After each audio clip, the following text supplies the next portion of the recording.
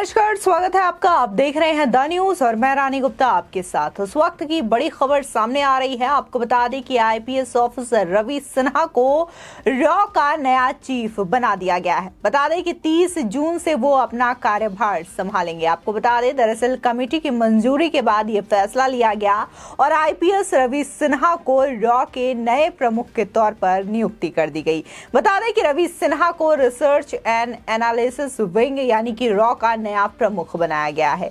वे 1988 batch के Chhattisgarh cadre के IPS officer हैं। नियुक्तियों पर कैबिनेट की समिति ने सिन्हा की नियुक्ति को मंजूरी दी है। कैबिनेट के आदेश में कहा गया है कि कैबिनेट की नियुक्ति समिति ने 2 साल के कार्यकाल के लिए सिन्हा को रॉ के नए प्रमुख के रूप में नियुक्ति को मंजूरी दे दी है। आपको बता दें, दरअसल रवि सिन्हा ने सामंत कुमार गोयल की जगह ली है, जो कि 30 जून 2023 को अपना कार्यकाल पूरा करेंगे। आपको बता दें कि आईपीएस रवि सिन्हा को दरअसल ऑपरेशन मैन के तौर पर भी जाना जाता है। ये लगातार 22 वर्षों से रॉ से जुड़े हुए हैं और रॉ के हर डिपार्टमेंट में इन्होंने काम किया है और इस दौरान कई सारे ऑपरेशंस को इन्होंने सक्सेसफुली अंजाम दिया है, जिसकी वजह से इन्हें ऑपरेशन में माहिर व्यक्ति भी कहा जाता है। बता दें कि आईपीएस रवि सिन्हा अभी कैबिनेट सचिवालय में प्रिंसिपल स्टाफ ऑफिसर यानी कि पीएसओ पर है।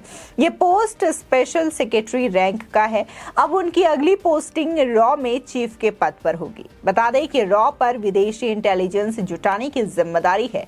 अगर किसी देश के घटनाक्रम का भारत पर असर हो सकता है तो रॉ उस पर नजर रखती है। बता दें कि राष्ट्र हितों के लिए ऑपरेशंस को रॉ अंजाम देती है। वहीं इंदिरा गांधी की सरकार में रॉ का गठन किया गया था। बता दें कि रामेश्वर नाम का इसके पहले प्रमुख थे। रॉ की रिपोर्टिंग सीधे प्रधानमंत्री को होती है। बता दें कि एसपी के तौर पर छत्तीसगढ़ से दिल्ली आए सिन्हा अब रॉ के अंदर ही लगातार 22 साल तक काम करते हुए डीजीपी कैटेगरी तक के प्रमोशन के बाद अब आधिकारिक तौर पर सेक्रेटरीआर के तौर पर इनके प्रमुख बन चुके हैं। इन खुफिया एजेंसी में हर स्तर पर और हर प्रमुख विभाग में काम करने का अनुभव रवि सिन्हा को है। वरीयता की दृष्टि से भी रॉ के अंदर नंबर 1 पर रहे सिन्हा की नियुक्ति महज उनकी सीनियरिटी को ध्यान में रखते हुए नहीं, बल्कि ऑपरेशंस में उनकी मास्टरी को देखते हुए भी की गई है। वैसे ही जैसे तपन डेका की आईबी प्रमुख के तौर पर नियुक्ति की गई थी, उनकी ऑपरेशंस में मास्टरी को देखते हुए। बता दें कि रवि सिन्हा की रॉ प्रमुख के तौर पर नियुक्ति के साथ भी केंद्र की नरेंद्र मोदी और अमित शाह ने यह संकेत दिया है।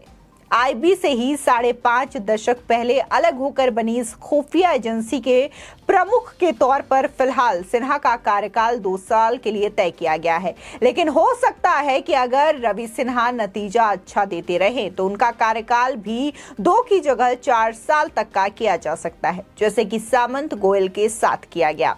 हाल ही के दशक में गोयल पहले ऐसे अधिकारी रहे जिन्हें रॉ चीफ के तौर पर 4 साल तक का काम करने का मौका मिला है। बता दें कि कुछ ही दिनों के अंदर लोगों को ध्यान में आया कि 1988 बैच के आईपीएस अधिकारी डेका को अपने ही बैच के 4 साथी अधिकारियों जो उम्र और वरीयता क्रम में उनसे ऊपर थे इसलिए तरजीह मिली, क्योंकि मोदी सरकार आईबी का बुनियादी मिजाज बदलना चाहती थी। प्रधानमंत्री मोदी और गृह मंत्री अमित शाह की सोच ये थी, भारत की सबसे प्रीमियर एजेंसी आईबी को पॉलिटिकल मैनेजमेंट और सियासी सूचनाएं जुटाने से ज्यादा ऑपरेशंस पर ध्यान देने की आवश्यकता है, ताकि राष्ट्र विरोधी तत्वों के नापाक इरादों को समय रहते नाकाम किया जा सके, आतंकियों और नक्सलियों का सफाया किया जा सके, जो कि देश को कमजोर करने की साजिश लगातार रच रहे हैं।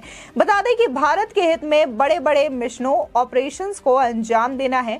अपनी स्थापना के महज 3 साल के अंदर बांग्लादेश की स्थापना में बड़ी भूमिका निभाने वाली संस्था रॉ आज के दौर में पड़ोसी देशों पाकिस्तान, अफगानिस्तान, चीन और श्रीलंका में देश हित में बड़े बड़े काम कर रही है, वो भी बिना श्रेय लिए। बता दें कि पाकिस्तान के अंदर पनाह लेने वाले देश के दुश्मनों को उनके अंतिम अंजाम तक ले जाने में बड़ी भूमिका निभाने से लेकर बालाकोट जैसे बड़े सैन्य अभियानों में भी इनकी खास भूमिका रही है। जाहिर है रॉ ने पिछले 55 सालों में बड़ा रास्ता तय किया है।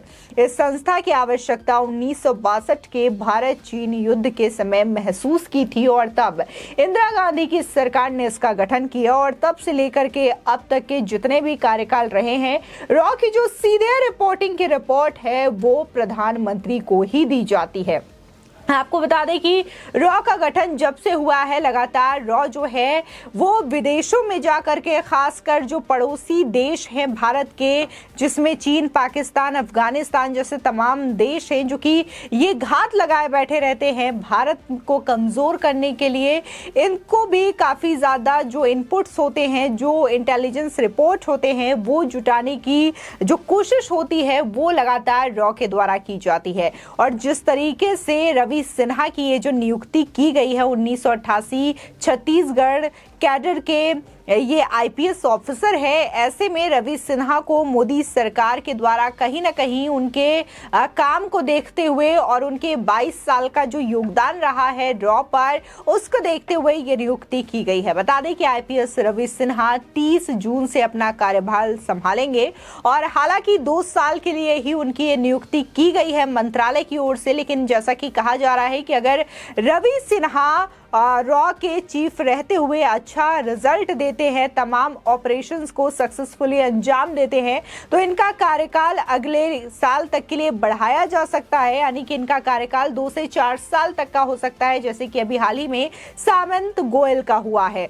ठीक इसी तरीके से इनका भी कार्यकाल बढ़ाया जा सकता है। फिलहाल जिस तरीके से लगातार जो सूचनाएं प्राप्त हो रही हैं, इन सूचनाओं से काफी हद तक भारत को मदद मिली है, क्योंकि रॉ के जो तार हैं वो विश्व भर में फैले हुए हैं। विश्व भर में रॉ के जो एजेंट हैं वो खुफिया इनपुट जुटाती है, जिससे कि भारत के दुश्मन को बेनकाब किया जाए और भारत के खिलाफ यदि कोई साजिश रचता है तो इसका पर्दाफाश किया जा सके और समय रहते इसके जो इनपुट्स हैं वो भारत की सरकार को दिए जाते हैं, ताकि अगर कोई विदेशी एजेंसियों द्वारा इस तरीके से नापाक कोशिशें की जाती है भारत को नुकसान पहुंचाने की, तो ये तमाम चीजों को अंजाम दिया जा सके, उसे बेनकाब किया जा सके।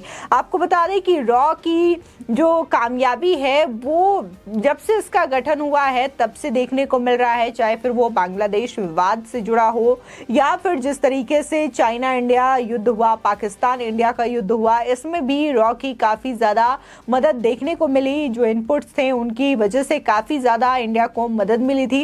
इसी के साथ ही अगर हम वर्तमान में बात सर्जिकल स्ट्राइक की करें तो इसमें भी रॉ ने अहम भूमिका निभाई थी। Balakot surgical strike, air strike जैसे जो ऑपरेशन अभी हाल ही में हुए हैं, इसमें भी रॉ की जो जिम्मेदारियां थी वो काफी ज्यादा अहम मानी गई थी, जिसकी वजह से रॉ जो है वो इंडिया की सुरक्षा के लिए, राष्ट्रीय सुरक्षा के लिए काफी ज्यादा जरूरी है।